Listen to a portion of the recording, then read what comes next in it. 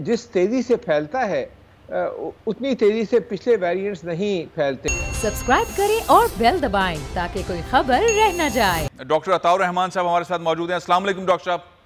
वालेकुम अस्सलाम भाई। डॉक्टर साहब, ये जो सूरत हाल है ओमिक्रॉन, हम यूरोप में देख रहे हैं बड़ा डेंजरसली आगे बढ़ रहा है। अमेरिका ने भी नई पॉलिसीज दी हैं, यूके ने और सख्त पॉलिसीज कर दी हैं, हमारे यहाँ भी कुछ केसेस निकल आए हैं। आपको डेल्टा वेरिएंट से ओमिक्रॉन कितना खतरनाक नजर आ रहा है? ये ओमिक्रॉन जो है, ये जितने वेरिएंट्स आए हैं सबसे ज़्यादा ख़तरनाक ये वाला वेरिएंट है, क्योंकि ये जिस तेज़ी से फैलता है उतनी तेज़ी से पिछले वेरिएंट्स नहीं फैलते। ये ख्याल किया जा रहा है कि आप 1-1.5 महीने के अंदर देखेंगे कि डेल्टा जो है सब जगह दब चुका होगा। अच्छा। ख़ासतौर पर यूरोप और अमेरिका में ओमिक्रॉन जो है ये छा चुका होगा। उसकी वजह यह है कि इंसानी खलियों में बहुत आसानी से दाखिल होता है, अंदर फिर ये जाके धोखा देता है जिस इंसानी जिस्म के अंदर जो निज़ाम होता है, जो एंटीबॉडी सिस्टम है, और उसके बाद बाहर निकल के बहुत तेज़ी से फैलता है। इससे अमवात की शरह क्या होती है ये ज़रा कबल अज़ वक्त है, क्योंकि अभी इतने केसेस सामने नहीं आए हैं। 2-3 महीने में आपको सही स्टेटिस्टिक्स पता चलेगा।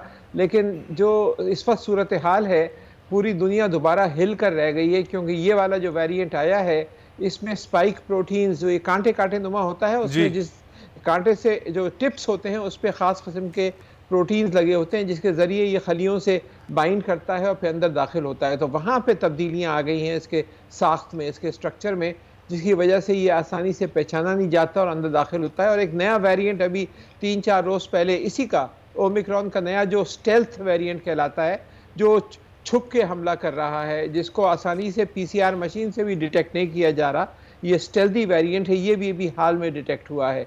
तो ये बराबर एक नए पे नए ख़तरे आते जा रहे हैं। और जैसे मैंने पिछले प्रोग्राम में आपके कहा था कि ये जो है ये चौथी वेव और फिर 5वीं वेव और फिर छठी वेव, ये सिलसिला ऐसा लगता है कि ये जारी रहेगा काफ़ी अरसे तक। डॉक्टर साहब, आपने कई दफ़ा कहा, डे 1 से कह रहे हैं कि इसके वेरिएंट्स आते रहेंगे और बहुत सारे आ चुके हैं और डेंजरसली आ रहे हैं। ओमिक्रॉन को तो बहुत ही ख़तरनाक करार दिया जा रहा है, जैसे आपने बताया भी यूरोप में और नॉर्थ अमेरिका में ख़ास तौर पे। आपके ख्याल में ये जो दिसंबर है, क्रिसमस है, न्यू ईयर है, ये सारी सूरत हाल सारी दुनिया में, ज़ाहिर सेलिब्रेशन 2 साल से नहीं हुई, प्लानिंग्स हो रही हैं, मंजरनामा क्या होगा? एक एक्सपर्ट हैं अमेरिका के डॉक्टर साद, अब मैं उनको कई दफ़ा प्रोग्राम में ले चुका हूँ, वो कहते हैं फरवरी मार्च के अंदर दुनिया में 5 से 7 लाख लोगों की अमवात हो सकती हैं। जितना ख़तरनाक ये है, अगर एहतियात न बरती गई, अगर पार्टीज हुई और सेलिब्रेशंस हुई, तो ये ख़तरात हैं। आपको भी ऐसे ही दिखता है?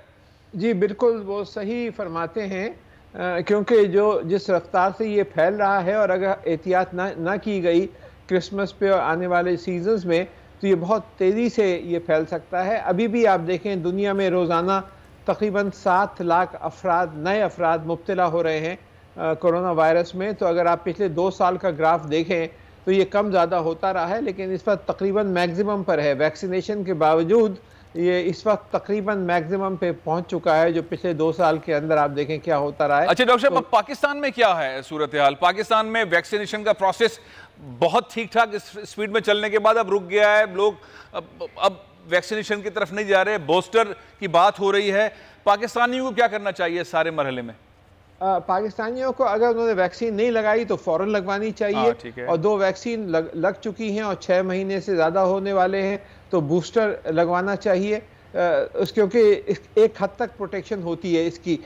इसके खिलाफ वो वाली प्रोटेक्शन तो नहीं है जो कि ओरिजिनल चाइनीज़ वायरस की थी इन वैक्सीन से, लेकिन फिर भी खासी हद तक बचाव हो जाता है। तो अगर वैक्सीन नहीं लगवाई तो फौरी तौर पे लगवाएं, और वो सारे इक़दाम जो पहले हुकूमत ने बताए हैं, मास्क पहनना, सोशल डिस्टेंसिंग वगैरह वगैरह, उन सब को ख्याल रखना पड़ेगा, क्योंकि यहाँ पाकिस्तान में भी अभी ये पहुँच चुका है और ख़ामोशी से फैल रहा है।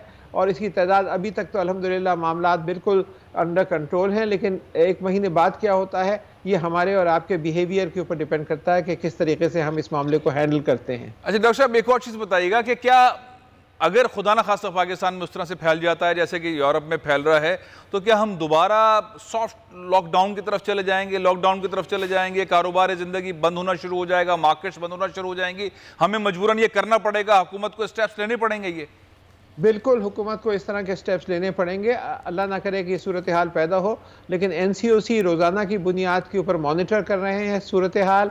रोज़ाना की बुनियाद पे कई हज़ार इलाके जो है लॉकडाउन कर दिए जाते हैं, बहुत सारे इलाके खोल दिए जाते हैं, और ये बहुत कामयाब रही है ये पॉलिसी जो हमारी पाकिस्तान की रही है, जो जिसके असद उमर और बाकी सब लोग मुबारकबाद के मुस्तहिक हैं। हाँ। यही पॉलिसी हमें बरकरार रखनी है और इंशाल्लाह ये कंट्रोल में रहेगा, लेकिन इसमें हमको बहुत बड़ा किरदार अदा करना है कि हम रिलैक्स ना हो।